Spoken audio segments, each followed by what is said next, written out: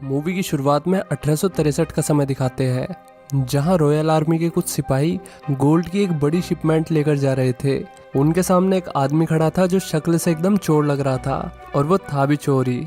उसने बड़े प्यार से रॉयल आर्मी से गोल्ड देने के लिए कहा। सैनिक भी लाइक, तू क्या ओलंपिक जीत के आया है जो हम तुझे गोल्ड देंगे?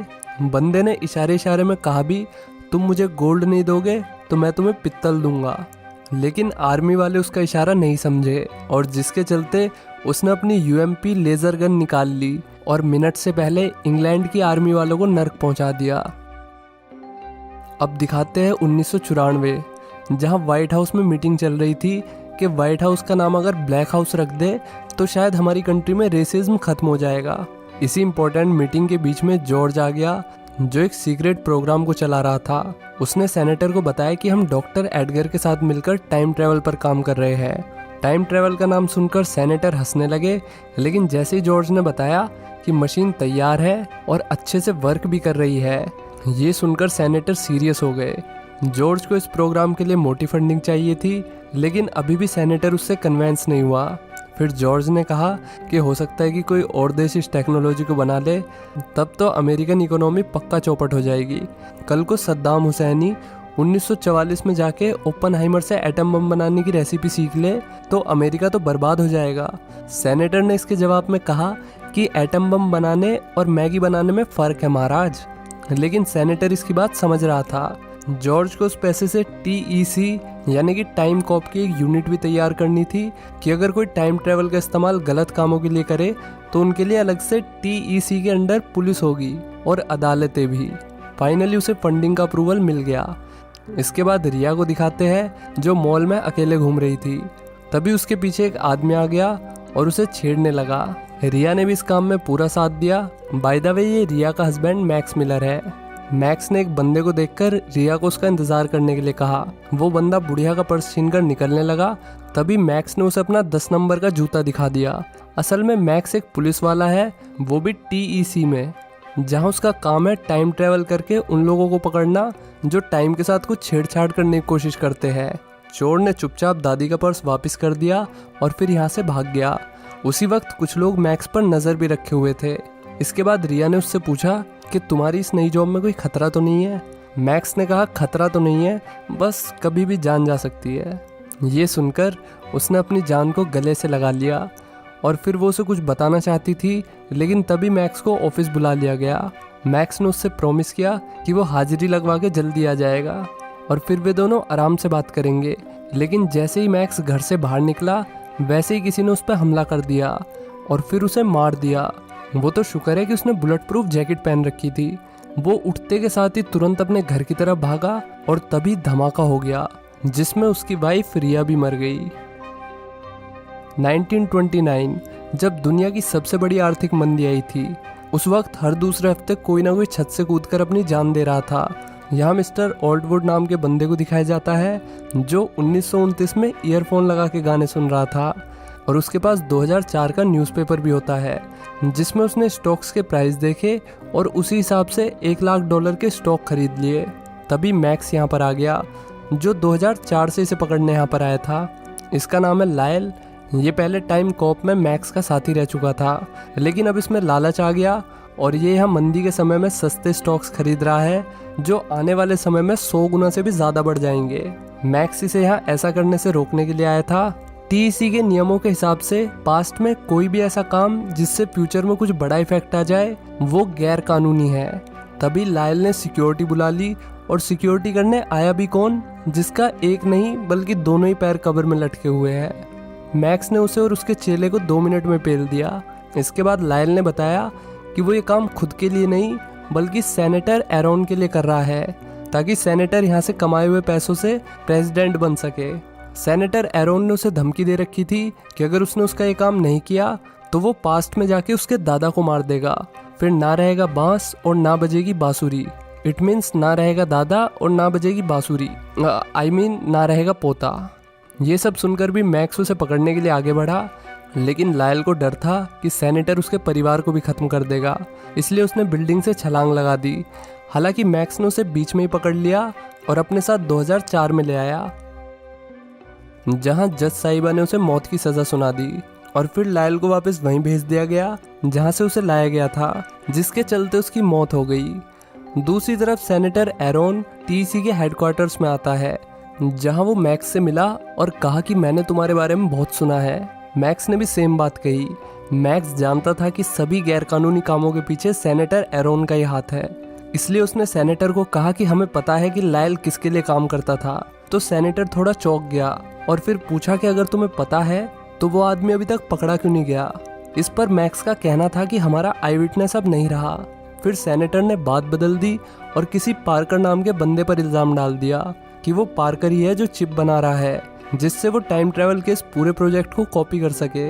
इसी मुद्दे को उठाते हुए सेनेटर ने कहा कि हमें ये प्रोजेक्ट बंद करना होगा, क्योंकि ये प्रोजेक्ट सबके लिए खतरनाक हो सकता है। यहाँ तो उसने ऐसा दिखावा किया जैसे उसे इस प्रोजेक्ट और लोगों की कितनी चिंता है, लेकिन जब वो अपनी कार में बैठा तो उसकी सच्चाई बाहर आ गई। उसे सिर्फ पैसों से मतलब था ताकि उसका प्रेसिडेंशियल कैंपेन चलता रहे, और अगर एजेंट मैक्स लाइल को ना पकड़ता तो इसके कैंपेन के पैसों का अब तक जुगाड़ हो जाता। तो मैक्स की वजह से इसे $50 मिलियन का नुकसान हुआ था, इसलिए इसने फैसला किया कि वो मैक्स को मरवा देगा।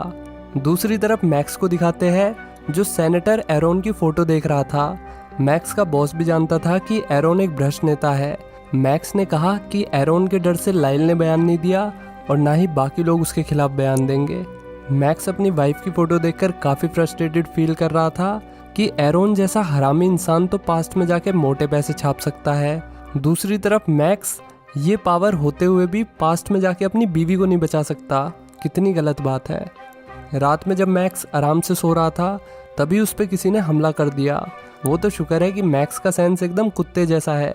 अब उसने हमलावरों को पेलना शुरू कर दिया और तभी दूसरा हमलावर भी आ गया। वो तो अच्छा हुआ कि उसने सही टाइम पे दुश्मन का कवर ले लिया। अब एक बंदा बचा था। घर में पानी फैलने की वजह से बंदे को झटका लग गया और उसी टाइम मैक्स नोरा फतेही बन के स्लेब पे बैठ गया। फिर वहाँ पर टीसी की एक एजेंट आई जिसका नाम था फील्डिंग। तो फील्डिंग को इसकी पार्टनर बना दिया गया, जो कि हर जगह इसकी पूंछ की तरह पीछे पीछे जाने लगी। फिर इन दोनों को एक मिशन के लिए 1994 में भेजा गया। वहाँ जाकर मैक्स ने फील्डिंग को बताया कि तुम्हें यहाँ अपने आप से नहीं मिलना है। लड़की ने कहा कि अगर मैं अपने आप से मिल लेती तो अपने आप को बता पाती कि मेरा फ्यूचर में भी कुछ नहीं होने वाला, इसलिए यूपीएससी की तैयारी कर ले बहन। लेकिन उसे अपने आप से बात करना अलाउड ही नहीं था। फिर ये दोनों एक फैक्ट्री में गए जहाँ यंग एरोन पार्कर के साथ अपनी डील तोड़ने वाला था, क्योंकि उनके पास इस प्रोजेक्ट पर काम करने के लिए पैसे ही नहीं बचे थे। तभी 2004 वाला एरोन यहाँ पर आ गया, जिसने यंग एरोन को समझाया कि इस प्रोजेक्ट को बंद मत करना, क्योंकि आने वाले 10 सालों में ये प्रोजेक्ट $multi-billion की कंपनी बन जाएगी। फिर ओल्ड एरोन ने पार्कर में घूसा धर दिया और वो उसे मारने वाला था कि तभी मैक्स ने उसे अपने निशाने पर ले लिया।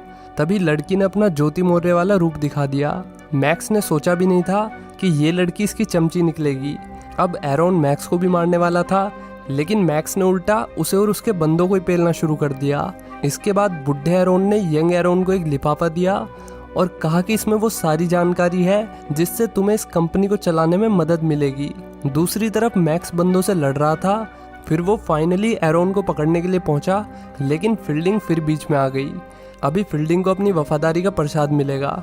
ये मिल गया प्रसाद। वैसे तो एरोन मैक्स को मारना चाह रहा था, लेकिन वाकई मोतियाबिंद हो रहा है, इसलिए गोली थोड़ी इधर उधर निकल गई। इसी बीच मैक्स भी यहाँ से निकल गया। अब इसके बॉस ने बताया कि तुम एकदम सही वक्त पर आए हो, क्योंकि एरोन टाइम ट्रेवल की सारी मशीन्स को बंद कर रहा है। फिर इन्होंने फील्डिंग के बारे में जानने की कोशिश की, लेकिन उसका तो कोई रिकॉर्ड ही नहीं था। वो पिछले 6 साल से यहाँ वर्क कर रही थी, पर डाटाबेस में उसका कोई रिकॉर्ड नहीं था, विच इज़ सो स्ट्रेंज। और फिर इन्होंने दिमाग लगाया कि एरोन 1994 में कैसे गया, जब सारी मशीन यहाँ पर है। तो फिर इन्हें पता चला कि एरोन के पास एक मशीन का प्रोटोटाइप है जिसका इस्तेमाल करके वो पास्ट में गया था। इसका मतलब इन मशीनों के बंद होने के बाद पूरी दुनिया में अब सिर्फ एरोन ही बचा था जो टाइम ट्रेवल कर सकता था। ऐसा ना हो इसलिए मैक्स वापस 1994 में जाने लगा, लेकिन तभी गार्ड्स यहाँ पर आ गए और शूट आउट में मैक्स का बॉस मारा गया। वो तो शुक्र है कि मरने से पहले वो मशीन्स को चालू कर गया। मशीन की आग से उन दोनों सोल्जर्स के भुट्टे बुन गए। इसके बाद मैक्स 1994 में पहुंच गया और वो सीधा फील्डिंग से मिलने पहुंचा और उसने उससे पूछा भी कि वो कौन है। उसका डाटा नहीं मिल रहा था डाटाबेस में। ये सुन के खुद लड़की भी कंफ्यूज हो गई, इसलिए मैक्स उसका ब्लड लेने पहुंचा।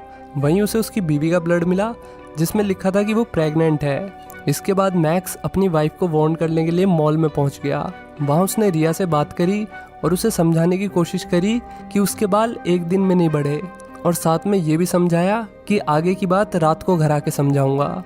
रात में वो अपने घर पहुंच गया और उसने रिया को सारी बात बताई, और उसने कहा कि रिया मैं तेरे बिना बहुत दारू पिया, और उसके बाद ये भी कहा कि यंग मैक्स को बता दो कि तुम प्रेग्नेंट हो, क्योंकि शायद कल हो ना हो। अरे भाई पॉइंट पे आ जा, काहे को गेम खेल रहा है लोंडिया की गैल। वैसे रिया ने अपने पिया को बाहर नहीं जाने दिया, और दूसरी तरफ ओल्ड मैक्स ने बदमाशों को ठिकाने लगाना शुरू कर दिया। और फिर कुछ कसर रह गई तो यंग मैक्स भी आ गया और दोनों ने मिलकर उनका सफाया कर दिया। फिर मैक्स वापस घर के अंदर आया और उसने देखा कि एरोन ने उसकी वाइफ को बंदी बना रखा है। मैक्स भी लाएगी, ये तो मेरी बंदी है, तूने कैसे बंदी बना लिया, अभी बताता हूँ तेरे को। फिर वो अपने साथ यंग एरोन को भी ले आया और उसने उसे ओल्ड एरोन की तरफ धक्का दे दिया, जिससे वे दोनों मिले और मोमोज की चटनी की तरह जमीन में घुस गए। सो मैक्स वहाँ से खुशी खुशी वापस आ जाता है और वो देखता है कि उसका बॉस भी जिंदा है और वो लड़की फील्डिंग भी। दूसरी तरफ घर पे पहुँचते ही उसके पास एक बच्चा भागा भागा आया जो उसे पापा पापा बुला रहा था। और फिर रिया ने कहा मुझे तुम्हें कुछ बताना है। इसी पॉइंट पर मूवी खत्म हो गई। वीडियो अच्छी लगी हो तो लाइक करके और चैनल को सब्सक्राइब करके अपना प्यार दिखाइए। मिलते हैं नेक्स्ट वीडियो में। Till then take care, bye bye.